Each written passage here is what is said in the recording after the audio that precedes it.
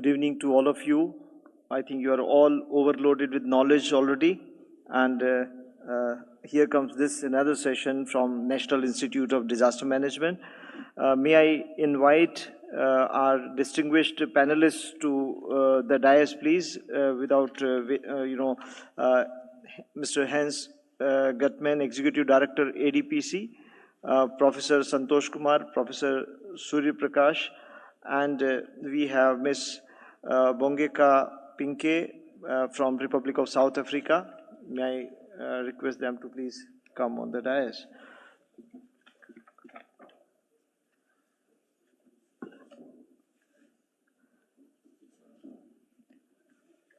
So I'm Executive Director of National Institute of Disaster Management. Before coming to the subject, let me just introduce my institute and what kind of work we are doing.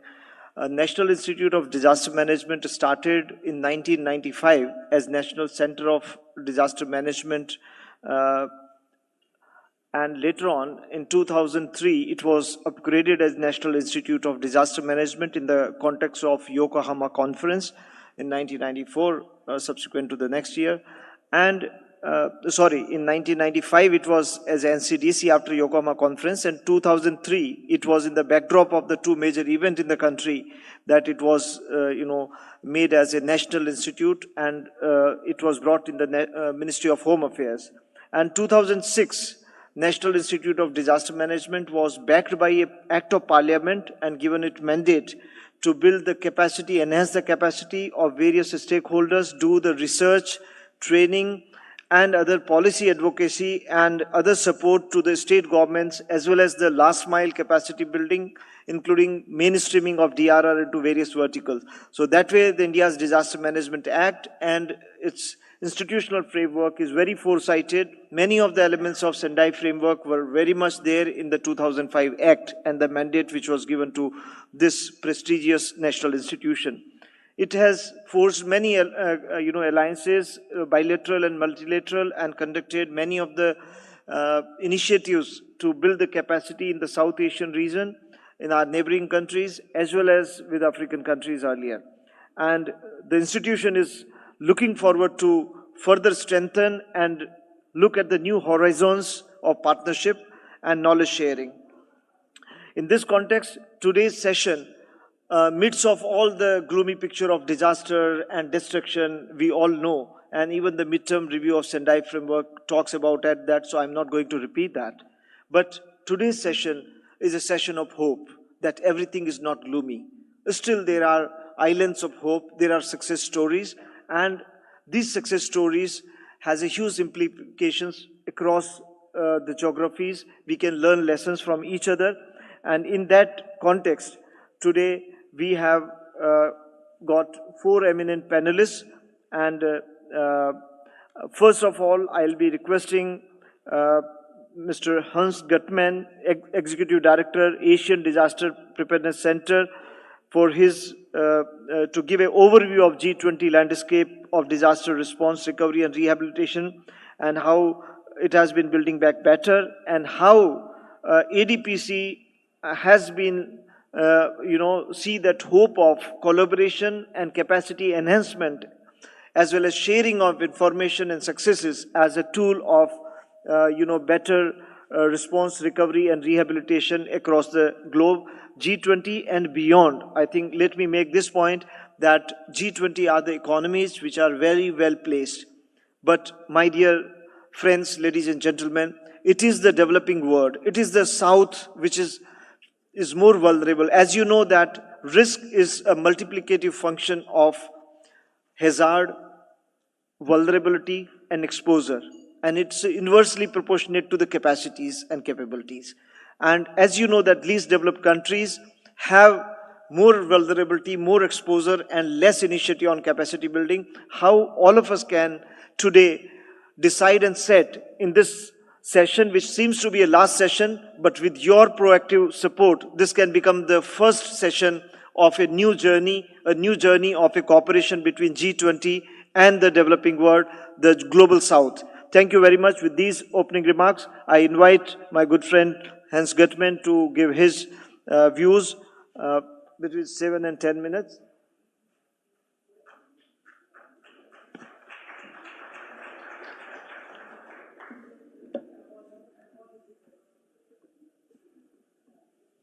Distinguished delegates, dear participants, ladies and gentlemen, I am acutely aware that I stand between you and dinner, so I will try to be brief. The news headlines is full of disasters, whether it's superstorms, wildfires, relentless droughts, or crushing heat waves, devastating earthquakes, etc. The list goes on. And the news cycle moves on, but the communities that has been affected of these disasters then have an enormous task to rebuilding, rehabilitate, and get their lives and livelihoods in order, and hopefully be able to prepare for the inevitability of perhaps a new disaster. And on many accounts, we see a growing number of disasters globally, the majority of which are driven by hydrometeorological events, climate change. But we should also not forget and bear in mind the destructive power of the deadly geophysical hazards. And we also need to recognize that disasters are exacerbated by population growth, urbanization, and very significantly environmental degradation. Disasters threaten the lives of millions and are taking increasing toll on economic development, which has been extensively discussed in this and previous events. But before we continue, let's be clear on that disasters are not an act of God or inevitable or events which are totally outside of human control. Many hazards occur naturally, but disasters happens when we have people in the way of a hazard and in the path of it, maybe by history, by choice, economic factors, or other reasons. By preparedness and mitigation and resilience, the impact of these disasters can be avoided or minimized. And it is within human capacity to reduce the impacts of disasters, to save lives, and to maintain and rehabilitate livelihoods and protect development gains. This is good because it means that it is within human capacity, there's something we can do about it. With a population of 4.7 plus billion people, the G20 countries have the largest exposure of an asset concentration and vulnerabilities for natural hazards, with a combined annual average loss of close to 220 billion, or 9% of the average annual investment in infrastructure. This in itself presents an opportunity to invest in resilient infrastructure to reduce future losses, freeing up funds for investment for social prosperity. And the figure of close to 220 billion does not even take into account all of the economic knock-on effects, lost productivity, changes in supply chains, changes in market shares, etc. Neither does the figure capture the unequal geographic distribution of the impacts.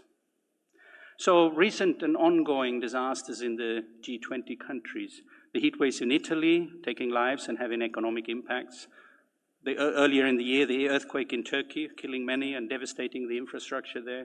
Extensive floods here in India, landslides in Brazil. There are just some examples of occurring and recent occurring event. And we expect more in the future, unless risk reduction and preparedness are greatly enhanced. On an institutional level, G20 members all have systems in place, albeit different setups in different countries, depending on the predominant hazards, on historical and political factors. And without going through all of the different variations, although we have done some analysis on that, some members have practical and functional systems and institutions, but perhaps with limited legal coherence. And others are very clear with the legal mandates. Other factors is the capacity, as was referred to earlier, the capacity of the preparedness and response, as well as the different resilience levels of communities. Some member countries of the G20 have federal systems that needs a response mechanism that is coordinated between the national, state, provincial, state, and the local levels. And this needs a clarity on the different roles and that the different agencies have. Other members have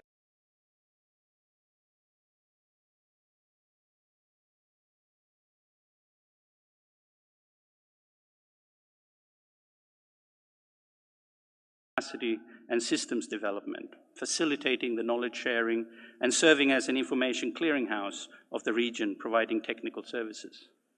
As a technical agency, ADPC supports improvements in multi-hazard early warning systems to promote use of remote sensing and GIS in DRR, And as a capacity building agency, ADPC provides training and learning events at regional, national, and local level. And we're an active promoter of localization of disaster risk reduction and disaster risk management, and advocates for community-based approaches, which was highlighted in an earlier side event. We're also an advocate for gender equality and inclusive approaches in DRR. Our primary focus lies in helping countries, organizations, communities, and including individuals as such, to strengthen their own capacities in all respects to reduce the impacts of disaster. Building strong local ownership through informed and motivated participation in disaster risk endeavors assures a sustained disaster risk reduction and support human development. Another crucial element, which my good friend introduced earlier, is also the need to translate scientific knowledge into cost-effective, environmentally suited practices that are all well understood in the communities concerned. And in other instances, successful activities proceed from the continued appreciation of elements derived from indigenous knowledge, which was also touched upon earlier. ADPC has been engaged with a number of G20 countries in the past, specifically India and China, Indonesia, Japan, Korea, Saudi Arabia, and South Africa. And we've also, of course, lined up with many of our partners in Europe, Australia, and in North America. We offer, I will change that. We are a vocal advocate for South-to-South cooperation in the exchange of information, experiences, and professional resources. And we always have been an active contributor to advancing wider international agendas bearing on disaster risk reduction, sustainable development, humanitarian affairs, and climate change.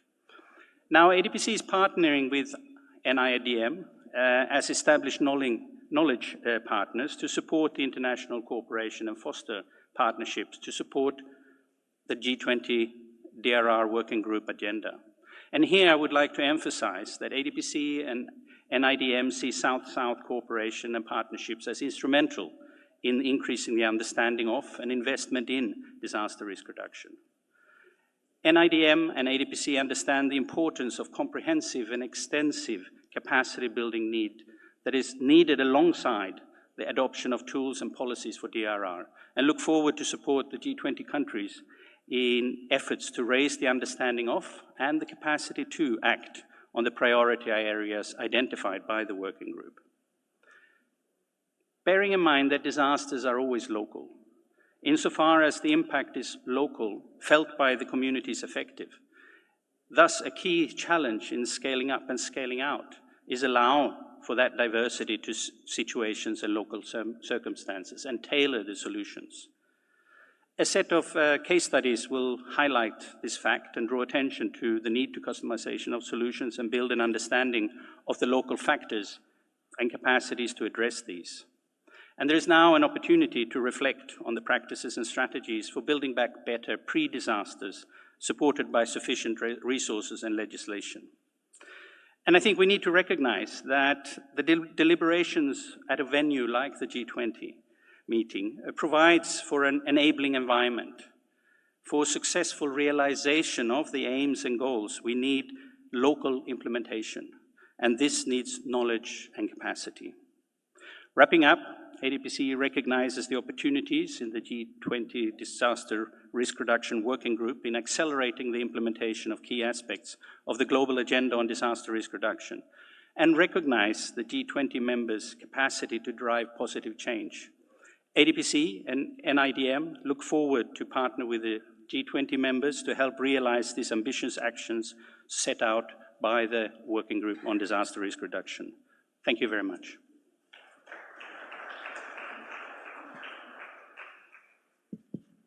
Thank you, Hans, for setting the tone of discussion and bringing on table the global scenario, G20's role within and beyond it, and also your technical and capacity building related role that you have played, and ADPC and NIDM coming together, your proposal for sharing our expertise and knowledge.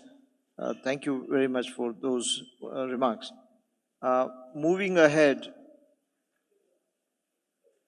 we have Professor Santosh Kumar, again from National Institute of Disaster Management. And this is something amazing work. You may choose to either speak from here or wherever you are comfortable. So, IUI and DRR, that is Indian Universities and Institutions Network for Disaster Risk Reduction, was an announcement by the Prime Minister of India, and National Institute of Disaster Management started this project in 2021, and more than 250 universities and institutions have become member of this network so far, and India has more than 1,000 universities and more than 1,000 institutions. So, Professor Santosh Kumar, my question is that how do you see this platform to be a game changer in creation of knowledge and sharing of knowledge, and how it can bring about a quantum jump in both the local to global level? What is its, what do you see its future in the Indian context, and what are the learnings that we can take for the G20 and beyond? Thank you very much, Chair. Member states who are representatives who are here, and the chair of this working group for Mr. Kamal Kishore, and all the delegates from our institution and from different parts of the world.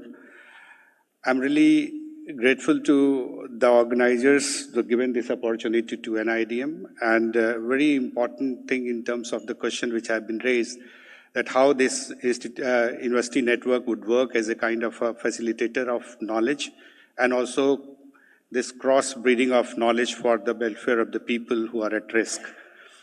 NIDM is originally a capacity building institution of Government of India, and NIDM, NDMA, Ministry of Home Affairs works with the kind of facilitating the process in terms of the providing capacity building services to the administrators of all the states in the country. There is one stream which is that administrative training institutions of the country. There is one stream where the NIDM has been extended to almost all the states.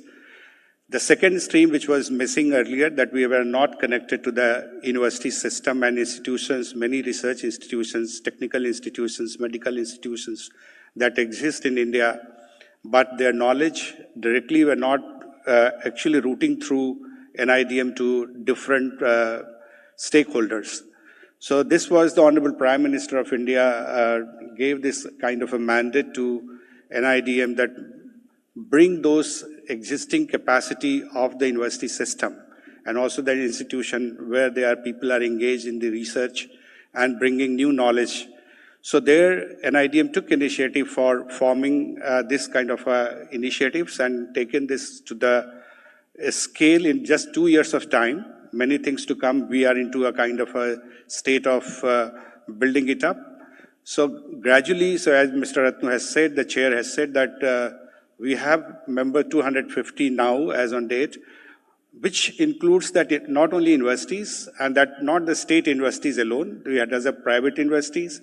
We have a state-owned universities, and also that federal, state, and national government universities.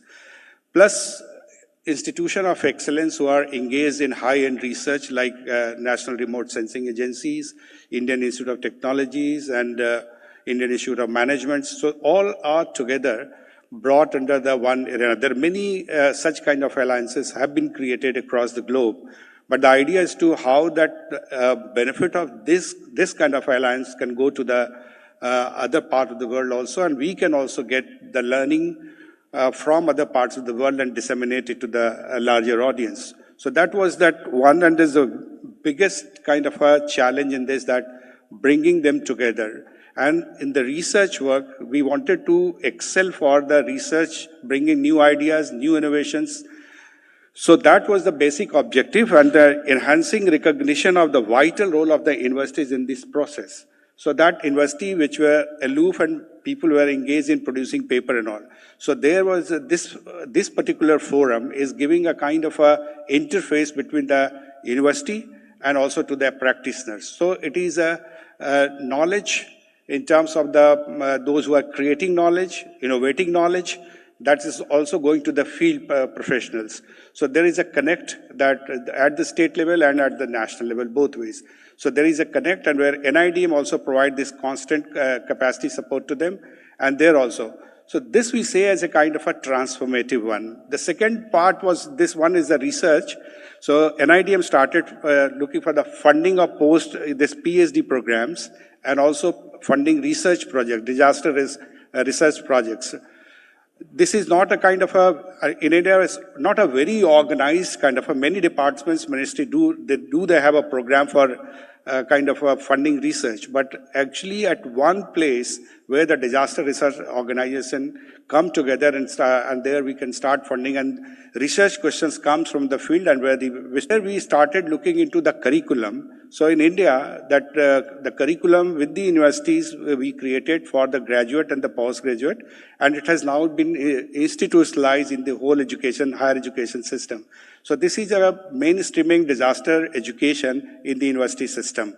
So that is now into place, and then many universities are now started teaching disaster management and quality control. We are also going for that. The third stream which we want to have a kind of any research which is happening across the country, or that we can start looking those research as a kind of on a kind of a need basis, and the quality of research would also be recognized and incentivized. So these three processes can help.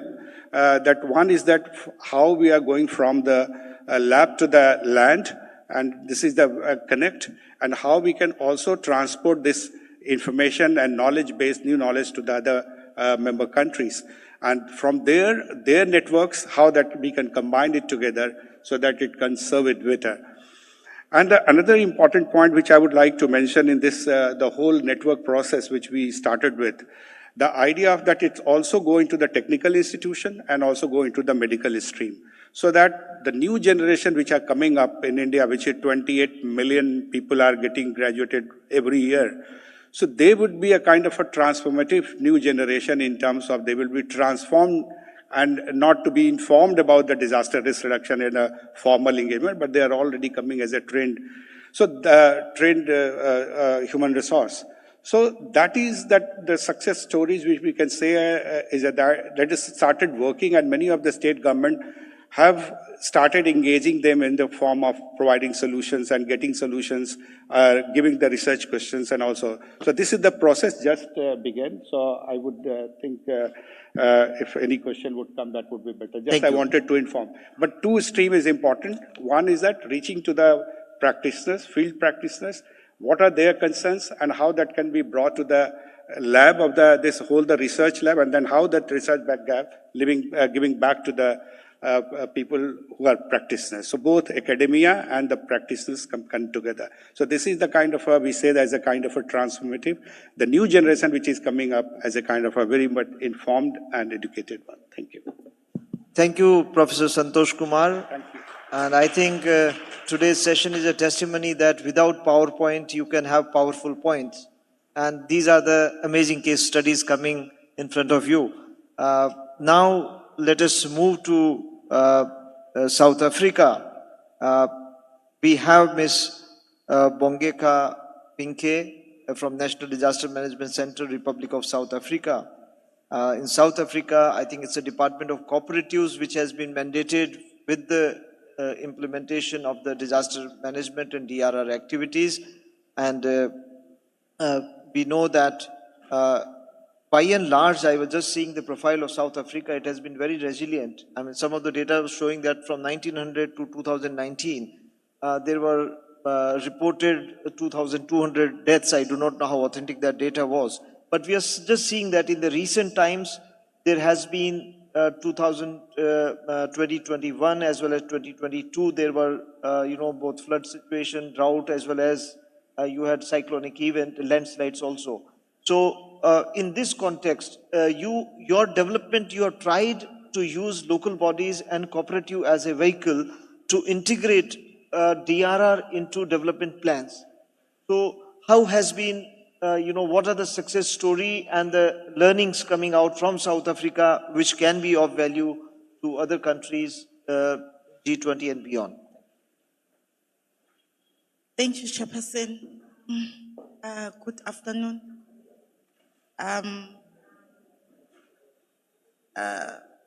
going to touch on the topic that we've been discussing from the first meeting, starting from Amubadat, Bai, and today.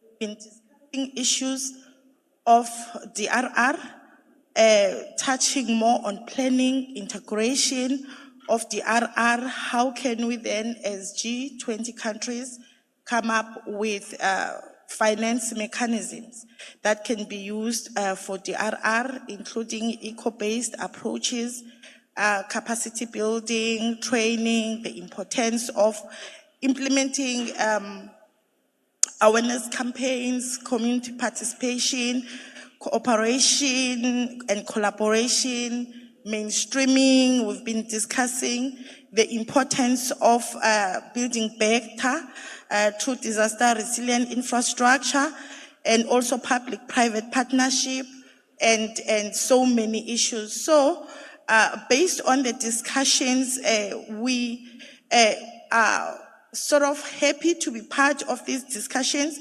because they will inform our policies. We will be able that we're having. To touch on your question, Chairperson, in South Africa, we have disaster management legislation that was developed in 2002. We also have the National Disaster Management Framework that was developed in 2005. Both these two pieces of legislation, amongst others, are also guiding the implementation of disaster management in the country. Recently, we have witnessed the increasing incidents caused by climate change, as my colleague presented earlier with the recent floods that resulted to landslides in KZN. So from there, it is evident that climate change is the driver of disaster risk, not only through the increasing weather-related risk, but sea level, temperature increasing, and also through increases in societal vulnerabilities. So from South Africa, we are driving the process of development of disaster management plans. And since COVID and the incidents that we have mentioned, back in 2013, we were affected by drought severely, almost all the provinces in the country. And we also were affected by floods, especially the areas of KZN, Northwest, Eastern Cape, and Western Cape. Now, what we have done at the national level, we have encouraged our provincial disaster management centers, municipal disaster management centers, as per the requirements of our Act, to develop their disaster management plans. These plans, we are ensuring that they are not only developed, but they are based on risk profiles of each and every province, because our provinces are not the same. Therefore, they are not affected the same. So we then drive the process of guiding municipalities, sector departments on development of these plans and integrating them into the development planning, including spatial planning. Now, amongst others, we are also driving an instrument where we are using DDM, one plans of the district, to also integrate disaster management plans that include disaster risk reduction strategies. And the reason that we are using one plan is to ensure that we are not only developing plans that are not funded. We need to ensure that whatever plan that is developed, including the DRR strategies, are funded. In terms of funding, we are struggling a bit, but we have seen improvement in terms of funding disaster management plans, our contingency plans, our preparedness plans. Each and every sector in South Africa is expected to budget 1.2 of their total equitable shares, and they need to divert that amount to disaster management activities. Similar with the municipalities, there is also a threshold that is allocated for our metros, our district municipalities, and our local municipalities to budget for disaster risk management activities, including disaster risk reduction and response. Then in terms of DRR mainstreaming, Chair, we are also, as required by our Act, also approaching sector departments. For instance, we have different sector department that deals with social development, roads, human settlements, and others, agriculture. So we are also guiding them on development of disaster management plans. Previously, we have struggled in assisting them in developing disaster management plans. That's when then at a national level, we decided to develop guidelines to tell them what is supposed to be into the disaster management plan, using, of course, the disaster legislation and our financing legislation to say, if you are developing a plan, it's better to develop the plan yourself using the guideline rather than getting someone else to develop a plan who is not well informed about your environment, the risk that you are experiencing. So we wanted them to develop disaster risk, plans that are risk informed so that they can be able to develop targeted disaster risk reduction strategies that will be able to reduce the risk. Also, in terms of our Act, they are required to budget from their equitable shares to say, as a sector, this is the threshold that you divert to fund disaster risk management planning.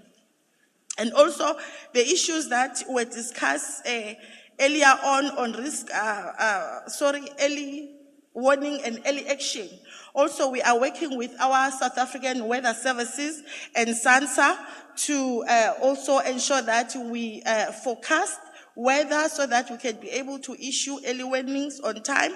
And also, they also assist us because when we get those early warnings, they also inform our planning to say which area to be evacuated at a particular time. In terms of ecosystem-based DRR approaches, Chairperson, I'm just going to try to be very fast to save time. There is a department that is responsible for implementing ecosystem-based DRR approaches, which is a Department of Forestry, Fisheries and Environment. So at a national level, we are working closely with the department.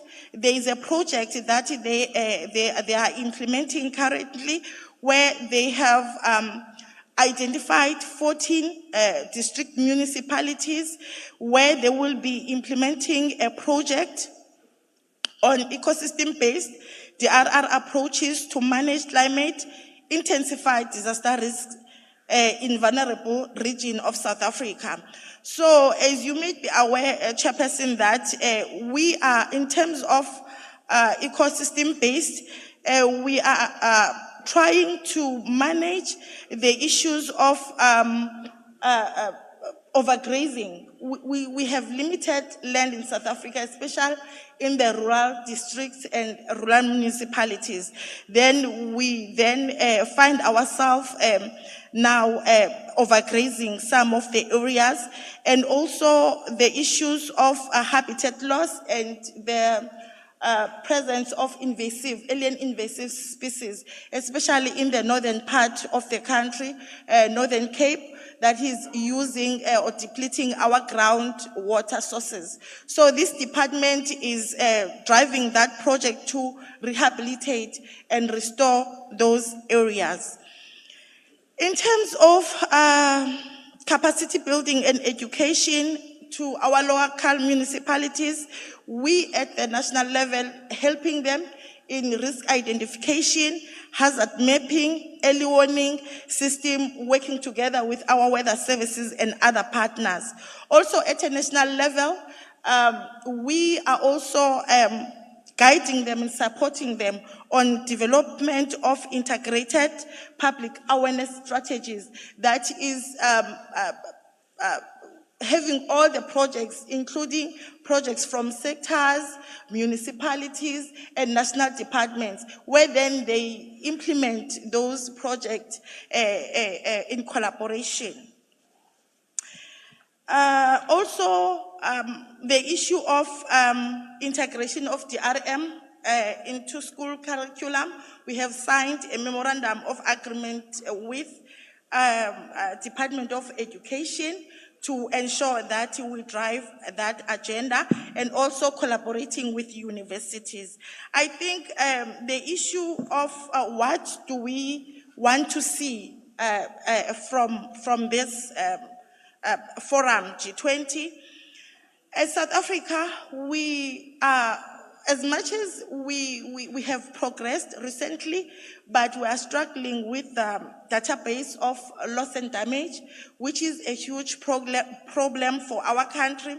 We do not have a database of all the damaged infrastructure from previous years, and also yes, we do have a database of the existing infrastructure, but there is also a room for improvement. So it's an issue that we would like to see being looked at within this forum. And as I indicated, that funding is always a problem. As much as we have, as per our act, sort of allocated a threshold for our stakeholders, but they do not prioritize disaster management because they have their own project. And I was happy in the previous sessions that we attended when we then learned of other mechanisms like risk pooling, risk transfer using of insurance. So it's something that we are going to take home. And the fact that the government of India establish a compendium of best practices, especially with regards to disaster resilient infrastructure. So it's something that we will take home. And also we are looking forward to collaborate with countries that have managed to develop these funding mechanisms, and also countries that have sort of trying to mitigate the impacts of drought. We have received a warning in South Africa, sort of a forecasting that we will be experiencing El Nino soon. So it's issues that we need to look at, collaborating with other countries. Thank you, Chairperson. Thank you very much for bringing a perspective from South Africa and many of the new aspects and new learnings that you have brought on the table. Very valuable for all of us. And I think surely India will be happy to share our success story, case studies from India and elsewhere, both what worked, what did not work. And you said about compendium of disaster resilient infrastructure. Surely one of the story of disaster resilient infrastructure we have seen in the Shore Temple, which has been built 300 years back, and today withstanding the test, and so many cyclones, so many weather events have come, and still it is so resilient. So it is not that we have discovered after Sendai framework the resilient infrastructure in these. We might have conceptualized and given up phrases, but I think we also have to learn from our cultural inheritance that what were the best practices and how those engineering aspect can also be imbibed into our modern education to bring about those practices. So taking forward this discussion, again, we are bringing you back to India, and we have here Professor Surya Prakash. Surya Prakash means sunlight. So he is also, shining star in NIDM. I have another shining stars, 3 shining stars there. Please raise your hands. 2 of them are my professors. Professor Anil Kumar, a great expert on the environmental matters. We have Professor Chandan Ghosh, who has done his double PhD in seismology, both India and Japan. And we have our joint director, Mr. Thakur, Surendra Thakur. Thank you. Entire team is here. I'll coming back to Professor Surya Prakash, who has recently done capturing a case study. A very interesting, why we are bringing this study here is that it is an event which happened between the Mumbai second working group meeting and this working group. A major, extremely severe cyclone that had hit Gujarat coast, and it's a dream of all disaster risk managers that how a hazard can be prevented from turning into a disaster by preventing loss of life. And zero casualty is a dream which we always cherish. And this disaster management event of which has been documented by Professor Surya Prakash recently, is a story of zero casualty. Literally zero casualty, not even a single life was lost. When the similar intensity of cyclone, which had hit the same area, same region in 1998, and there were thousands of people had died. So what has made that difference? What were the, those points, major 3 to 4 points that you like to focus on, and how this story has learning for beyond India, and what is your take on that, Professor Surya Prakash?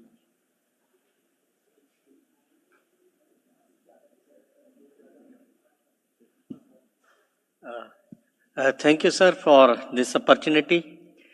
We often say misfortunes enter when window is left open to them, and also state knowledge is power.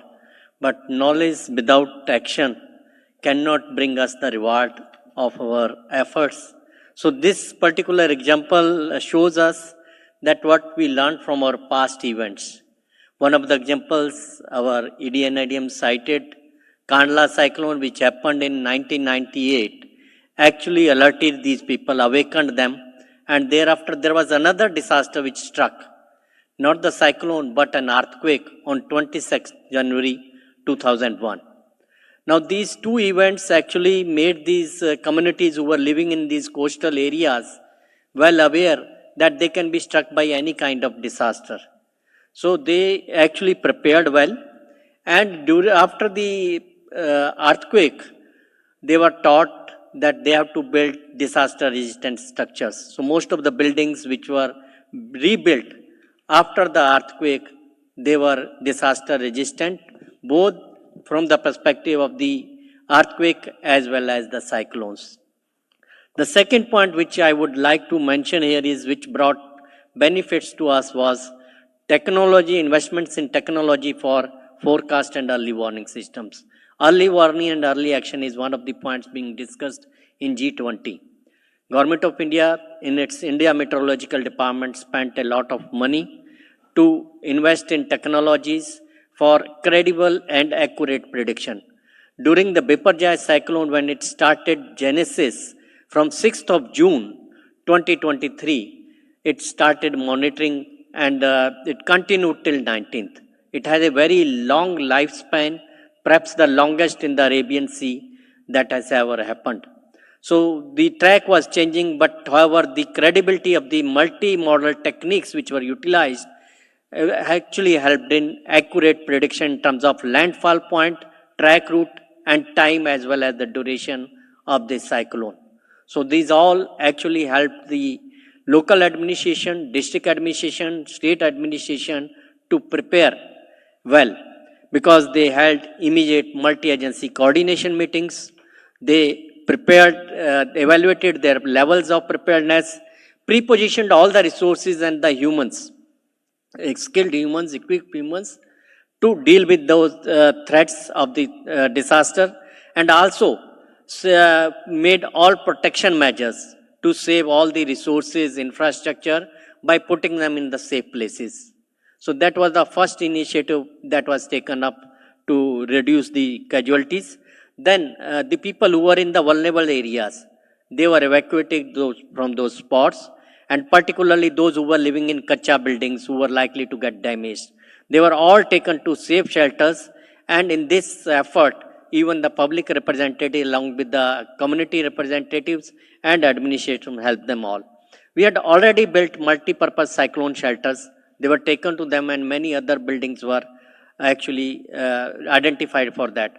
Around 1,47,743 persons, they were evacuated in 2,405 shelters. Another important action which was taken was care of the pregnant and lactating mothers. Around 1,174 pregnant ladies who were expected to have a delivery within 15 days of this period, they were taken to the hospitals where adequate facilities and arrangements were made. And we had almost 837 deliveries at that time, all safe and secure without any health impacts. So that was an achievement. And the children which were taken to the shelters, even they were also engaged, and the babies, cradles were also provided so that they can be better taken. One of the important facilities which were arranged was intra-circle roaming facility. Most often communication gets disrupted and people get panicky. So this facility was provided so that between the different telecom service providers, they can change and the network can continue. So this kind of facility was first time operated, and it was very successful in keeping the connectivity of the people as well as the all concerned stakeholders. Then other failure which you often see is power failures. So for the power failures, all pre-arrangements were made so that power lines should not fail in power supplies. But despite that, there were some expectations for which the DG sets and batteries were provided. Even the telecom services would not have worked without the power supplies. For all these arrangements were made before the landfall of that event. Then water storage, water supplies were another important, which were also ensured, and some tanks were all filled up, and they ensured that people should not fall short of food and water supply when they are in the evacuation centers. Then in this regard, I would also like to make a mention that the NGOs, the local community volunteers and corporates, they all provided and extended support. And in order to keep people at the shelters safer and without being restrained, they provided the fresh cooked food so that they feel better than what they were getting at their homes. And then industry, there's a big salt pan industry in that region. The industrialists, they took care of their laborers. So all these efforts were made together along with the mercantile maritime board, which looked into the ships and the cargoes which were arriving towards that coast. They diverted them towards Oman. Another issue which happened was there was 50 Singaporeans who were operating at a rig in that particular area. So they all were evacuated by our Indian Coast Guards. So our response forces also acted appropriately and timely in order to save maximum number of lives and achieve our target of zero casualty. After immediately the cyclone was over, the quick restoration works took place, and we could restore all power supply and access communication, transportation within 2 to 3 days after the cyclone. So that was the story of resilience during this cyclone, which we could achieve with all coordination, cooperation, and connectivity amongst all stakeholders. Thank you.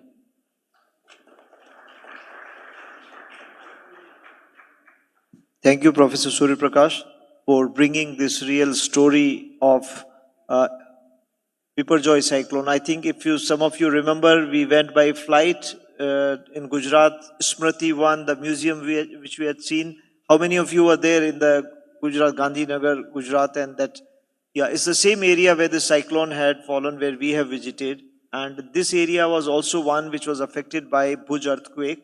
So it is also a story of building back better. How investing into housing and public infrastructure after a disaster, if you do sensibly, it can give a long-run dividends. Therefore, putting money into disaster-resilient infrastructure is not expenditure, it is an investment. It is an investment to save lives and safeguard the future. So a beautiful story which came out from this thing.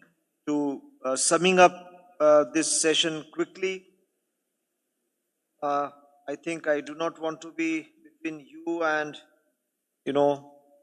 a long-awaited food that you deserve, but I think our G20 organizers have incentivized beautifully that the first session and then you get the tourism side, second session you attend attentively, then you get the food.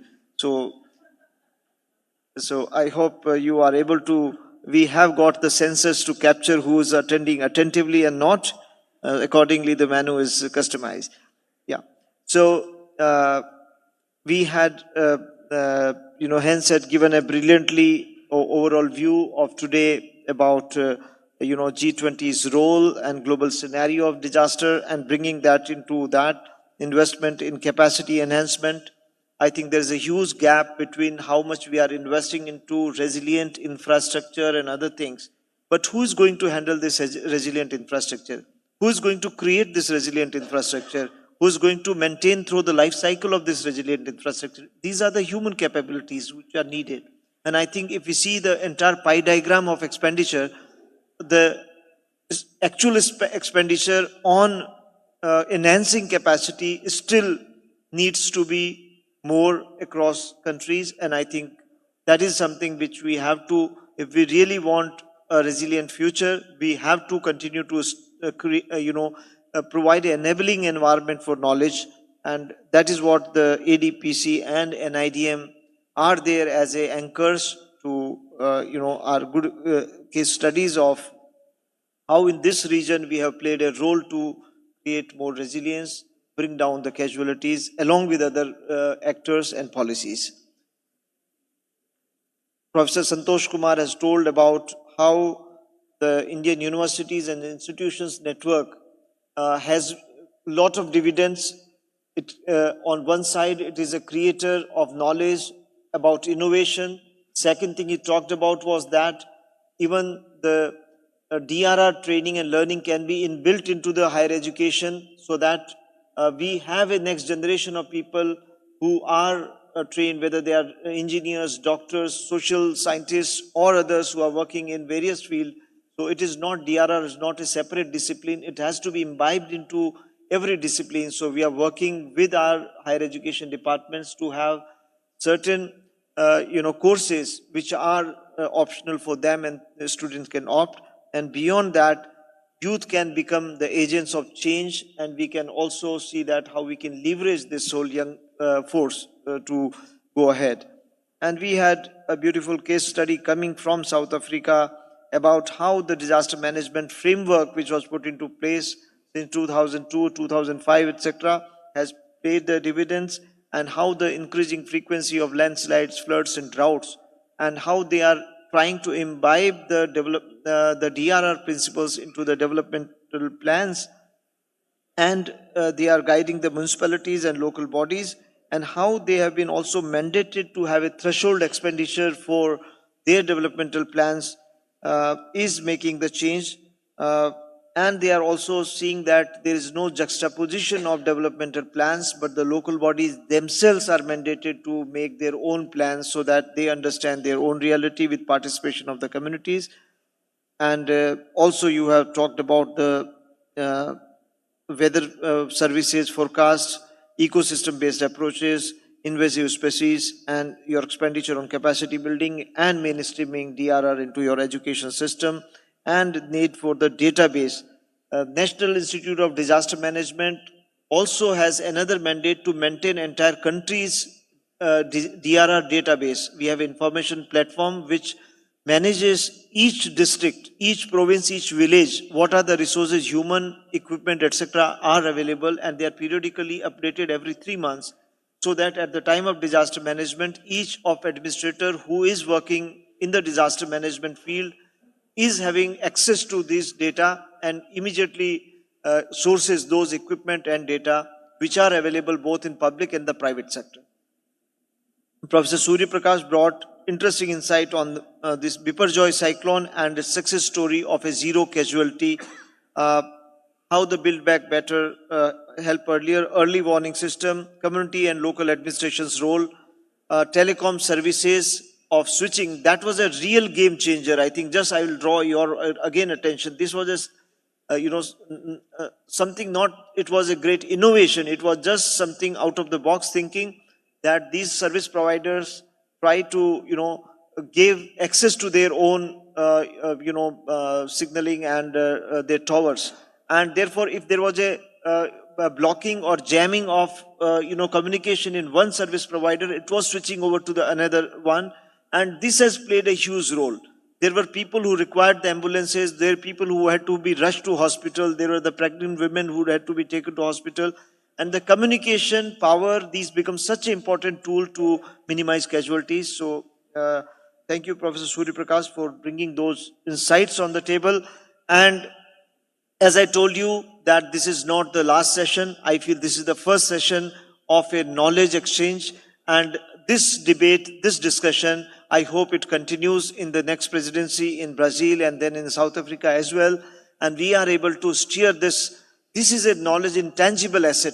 Knowledge is an intangible asset, and by networking it increases. And nobody can, it is so resilient by nature that it does not, even it's a disaster resilient, because ideas do not vanish.